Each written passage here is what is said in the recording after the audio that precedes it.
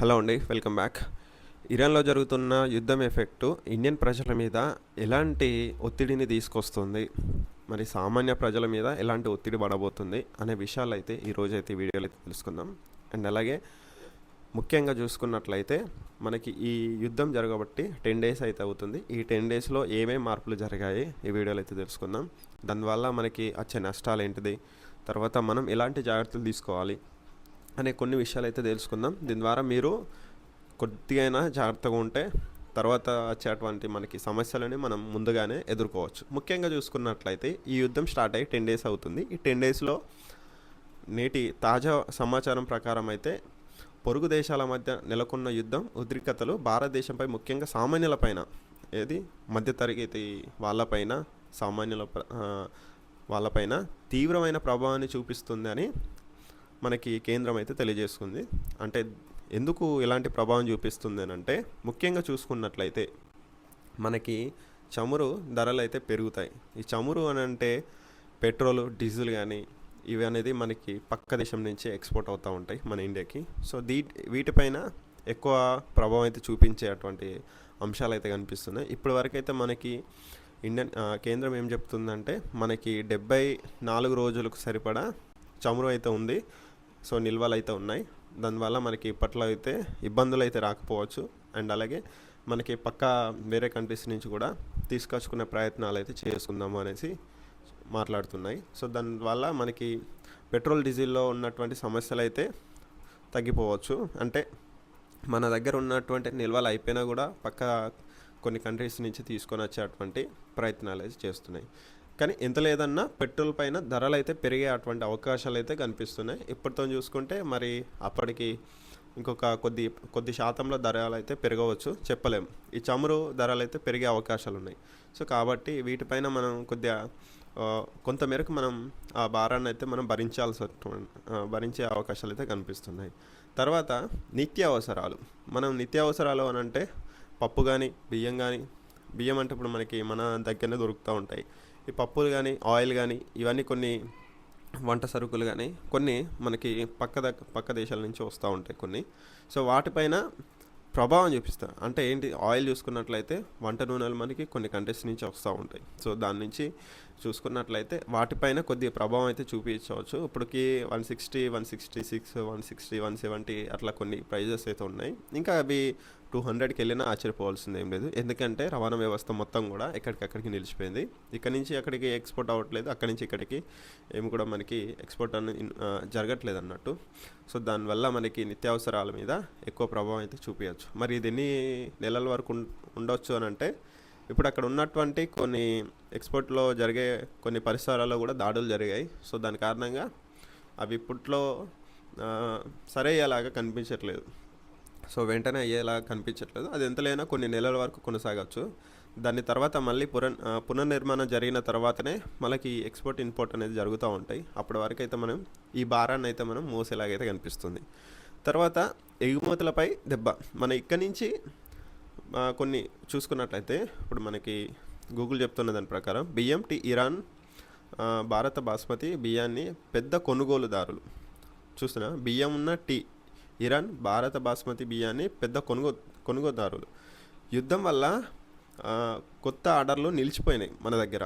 ఈ యుద్ధం ఎఫెక్ట్ వల్ల ఏమవుతుందంటే, మన దగ్గర నుంచి ఎక్స్పోర్ట్ అయ్యేటువంటి బియ్యం కానీ, టీ కానీ, బాస్మతి రైస్ ఇవన్నీ కూడా ఆగిపోయినాయి. ఆ నిల్వలన్నీ కూడా మొత్తం ఆర్డర్లన్నీ నిలిచిపోయి ఎక్కడికనే వ్యవస్థ మొత్తం నిలిచిపోయింది. సో దీనివల్ల ఏమవుతుందంటే ఎక్స్పోర్ట్ అనేది ఆగిపోయింది. దానివల్ల తీరని నష్టాన్ని మనకి చేకూరుస్తుందని. అంటే మన దగ్గర నుంచి ఎక్స్పోర్ట్ అయ్యి మళ్ళీ ఇంపోర్ట్ అయ్యి ఇలా జరుగుతూనే మనకి ఇక్కడ నుంచి అక్కడికి వెళ్ళి, అక్కడి నుంచి ఇక్కడికి వస్తేనే మనకి జిఎస్టీ అనేది, అంటే కొన్ని లావాదేవీలు అనేది జరుగుతున్నప్పుడు మనకి వీటిపైన మనకి భారం అనేది తగ్గిపోతుంది. సో దీనివల్ల ఏమవుతుందంటే పెద్ద మొత్తంలో మనకి నష్టాన్ని అయితే జరుగుతున్నాయి అన్నట్టు.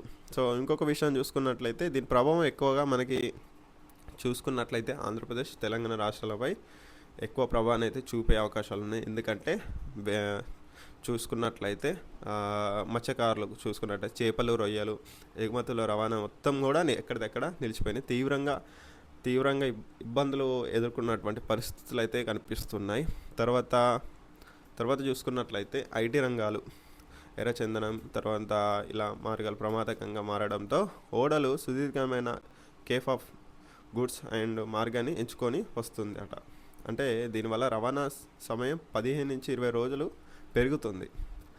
అంటే చూడండి, ఇప్పటితో చూసుకున్నట్లయితే ఇంకొక 15-20 రోజులు పెరుగుతుంది.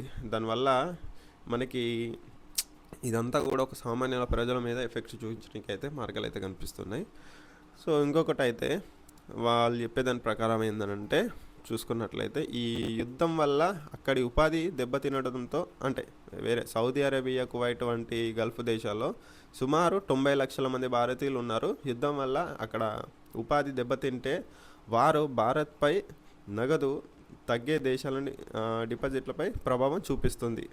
అంటే చూసుకున్నట్లయితే మన కరెన్సీ కూడా మొత్తం కూడా చేంజ్ అయ్యే అవకాశాలు ఉన్నాయి, రూపాయి విలువ పడిపోయే అవకాశాలు కనిపిస్తున్నాయి.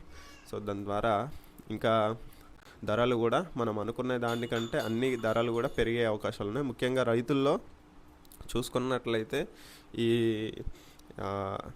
మనం ఎరువులు చల్లుతాంగా, ఎరువుల మీద కూడా చాలా ప్రభావం అయితే చూపించే ఇదైతే కనిపిస్తుంది. ఎందుకనంటే మనకి వ్యవసాయ రంగాలపై ప్రభావం, ఎందుకనంటే భారత వ్యవసాయానికి అవసరమైన ఎరువులు ఎక్కువగా గల్ఫ్ ప్రాంతం నుంచి మనకి దిగుమతి అవుతూ ఉంటాయి, పక్క దేశం నుంచి. సో సరఫరా ఆటంకాలు ఏర్పడితే ఎరువుల కొరత ఏర్పడుతుంది, తర్వాత సాగుకు ఖర్చులు పెరుగుతాయి. సో కాబట్టి ఇప్పుడు చూసుకున్నట్లయితే మనకి ఇప్పుడు సమ్మర్ అయిపోయింది, మళ్ళీ ఇప్పుడు వచ్చేది అదే. కాబట్టి వ్యవసాయ రంగంలో చాలా ఇబ్బందులు ఎదుర్కొనేటువంటి అవకాశాలు అయితే కనిపిస్తున్నాయి. తర్వాత ఎగుమతులు వాటిలో చూసుకుంటే అన్నీ కూడా చాలా వరకు అయితే నష్టాన్ని అయితే తీసుకొస్తాయి. దాని తర్వాత మనకి ఈ ఎగుమతులు ఆగిపోయిన తర్వాత మనకి అన్నిటి మీద ధరలు అయితే పెరిగిపోయేటువంటి అవకాశాలు అయితే చాలా వరకు అయితే ఉన్నాయి. సో ఇరాన్ యుద్ధం వల్ల చమురు ధర పెరగడం, రవాణా ఇబ్బందులు, తర్వాత ఎగుమతులు తగ్గింపు, తర్వాత గల్ఫ్ నుంచి వచ్చే విదేశీ మారక ద్రవ్యాలు తగ్గడం వంటి అవకాశాలు భారత ఆర్థిక వ్యవస్థకు ప్రధాన సవాలుగా మారుతున్నాయి అని మనకైతే కేంద్రం అయితే తెలియజేస్తుంది. సో కాబట్టి ముఖ్యంగా చూసుకున్నట్లయితే